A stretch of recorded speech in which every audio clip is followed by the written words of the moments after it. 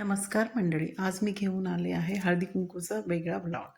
तर इथे सकाळीच सोसायटीमधून काही खुर्च्या 10-12 मी मागवून घेतल्या होत्या. इथे सगळ्या 50-60 उपलब्ध होत्या, पण माझ्याकडे 10-12 लोकच येणार होती. आणि सकाळी सकाळी मी रांगोळी सुंदरशी तयारी केली होती. सकाळी 7 पर्यंत माझी रांगोळी सुंदरशी तयार झालेली होती. घर एकदा झाडून घेतलं होतं आणि सगळी तयारी केली होती, कारण की मेड लेट येणार होती.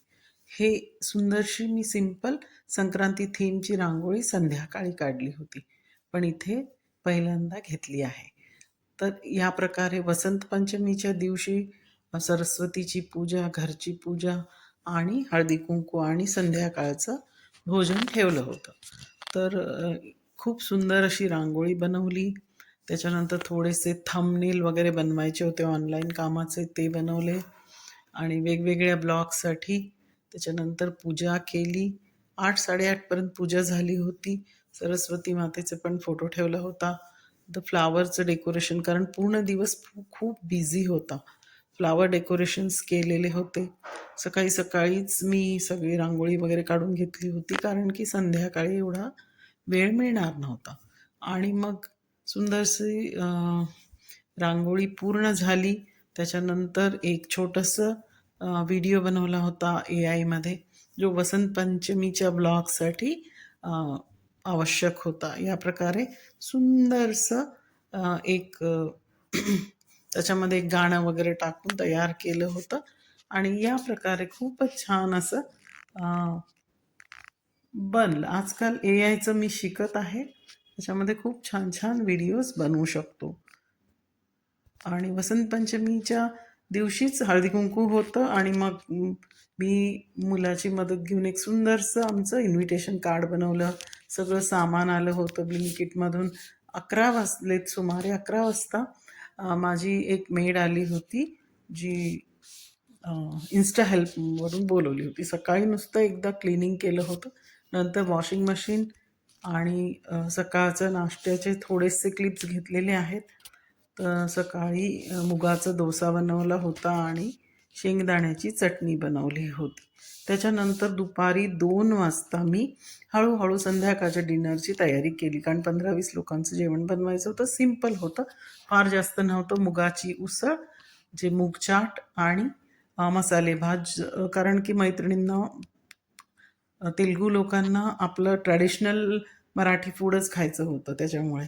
तर मग इथे मी पहिल्यांदा मूग चाट बनवलं. 1 किलोचं मोठ्या मोठ्या विनोदची कढाई आहे त्याच्यामध्ये बनवलं. आणि एक निर्लेपचं मोठं भांडं आहे, ज्याच्यामध्ये 1 किलो मसाले भात मी बनवलं. याची तयारी कंप्लीट करून ठेवली होती.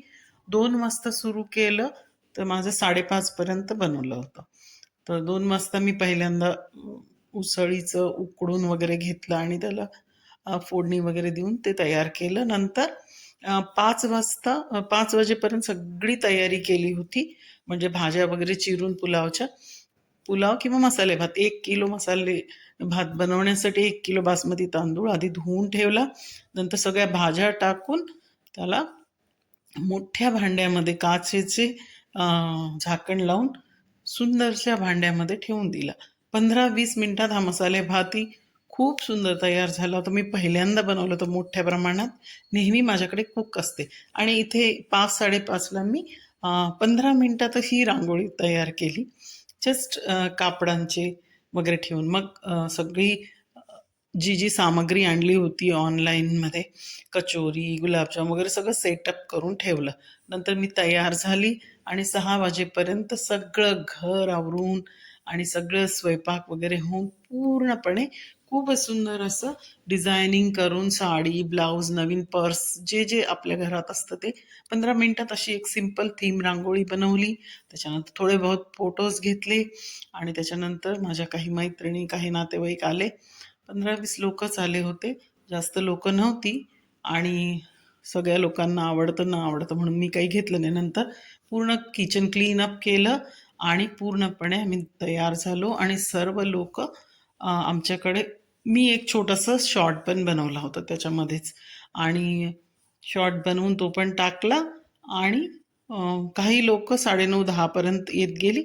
3-4 लोक येत गेली तर माझं आरामात हळदी कुंकू आणि जेवणाचं वाढणं वगैरे व्यवस्थित झालं. इथे कचोऱ्या आणि 2 किलो गुलाबजाम सगळं भरपूर आणलं होतं. भरपूर सगळं पुरलं. 1 किलो मुगाची उसळ आणि 1 किलोच आम्ही भात केला होता आणि ही सुंदरशी रांगोळी 3-4 दिवस ठेवली होती. पुन्हा सगळ्यांना आवडली आणि स्वयंपाक पण सगळ्यांना आवडला.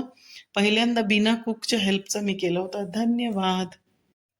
Please like, share and subscribe करा आणि आम्हाला तुमचे कमेंट्स पण पाठवा. त्यानुसार आम्ही नवीन नवीन वेगवेगळ्या सेलिब्रेशन्सचे आणि रेसिपीचे आणि कुठे कुठे फिरायला गेलो तिथले सुंदर सुंदर असे ब्लॉग्स पाठवत जाऊ. Like, share, subscribe. थँक्यू.